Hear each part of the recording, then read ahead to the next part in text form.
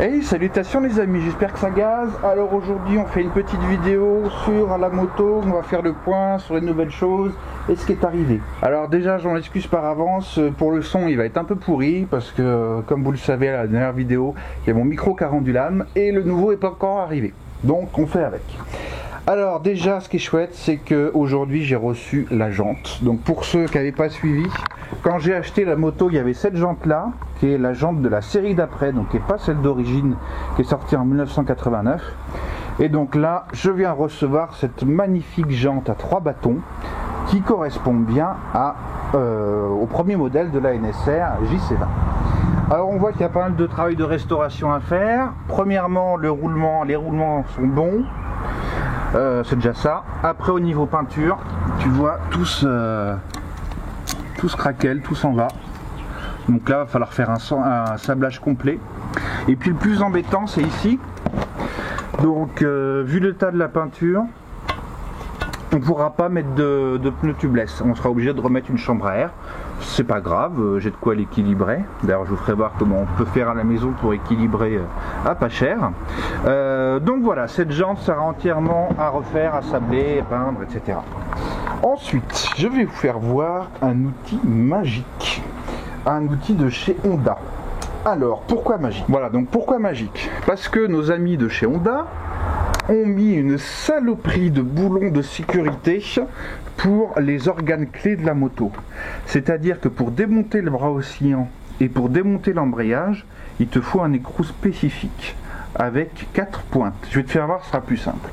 Donc tu vois ici, ça j'ai desserré, c'est l'écrou qui maintient en sécurité la vis du bras oscillant. Et tu vois, il y a 1, 2, 3, 4 petits plots.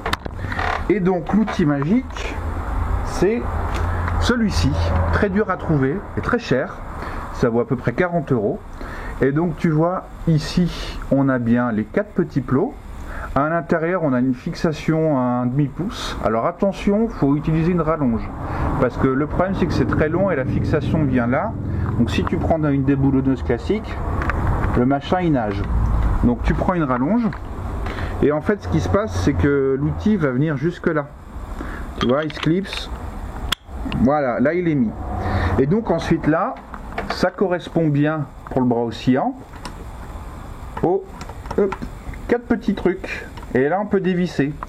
Ensuite pour l'embrayage qui était sous sa petite protection anti-corps vide bien sûr, et ben c'est la même chose sauf que tu retournes l'outil et là tu vois le petit anneau avec les 4 creux là, et bien ça vient se mettre parfaitement dessus et là on peut débloquer l'écrou d'embrayage. Voilà, s'il y en a qui veulent les références, je le mettrai en commentaire. Ensuite, on fait un petit point sur l'avancement. Donc beaucoup de carrosserie, beaucoup de mauvaises surprises, beaucoup de fissures. Et puis le problème, c'est que la personne qui avait tenté une peinture a sûrement dû faire la glycéro. Et donc c'est une peinture qui est toujours pâteuse, même genre 1 an après, donc c'est très compliqué à poncer. Donc en fait il faut mastiquer, mettre de l'enduit de finition, poncer, etc.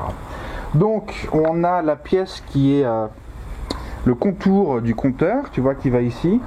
Elle était en 3 morceaux, donc je l'ai reconstituée à l'identique avec de la fibre de verre et du mastic armé. Et donc là il me reste encore la dernière couche de finition d'enduit, sinon tu vois tout a été fait au Dremel pour reconstituer la pièce. Ensuite je te fais un petit point sur la cave, donc sur ce qui a été fait. Pour l'instant les 2 gros morceaux qui me restent, c'est les carénages latéraux qui vont du réservoir à la poignée, à la selle. Donc ce qui a été fait pour l'instant, carénage bas, carénage haut avant. Donc on va dire qu'ils sont faits mais ils sont apprêtés, ils sont pas encore parfaits.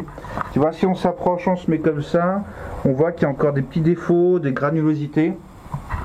Et donc moi j'utilise de la peinture à la bombe de marque Julien. Alors c'est une très bonne peinture, hein, pas de souci, elle résiste bien au solvant, donc elle est adaptable à la carrosserie automobile, elle résiste à l'essence. Mais c'est une peinture qui sèche par dissolventation. Donc là ici, comme on a mis beaucoup de couches, il y a au moins 4 couches, pour que ce soit vraiment sec à cœur comme de la résine, il faut compter un bon mois. Donc on pourra les installer sur la moto avant si j'ai reçu les pièces moteurs pour se faire un petit tour, bien sûr. Mais voilà, on va dire que c'est pas entièrement fait, on va y revenir plus tard. Après, il y a certaines pièces sur lesquelles ça s'est très bien passé parce qu'elles n'avaient pas été repeintes, notamment celle-ci. C'est le passage où tu as les petites lumières, le neutre, les clignotants, etc. Et tu vois là, on a vraiment un aspect parfait, aucune granulosité, une bonne brillance, impeccable. Voilà, parce que ça a été bien apprêté.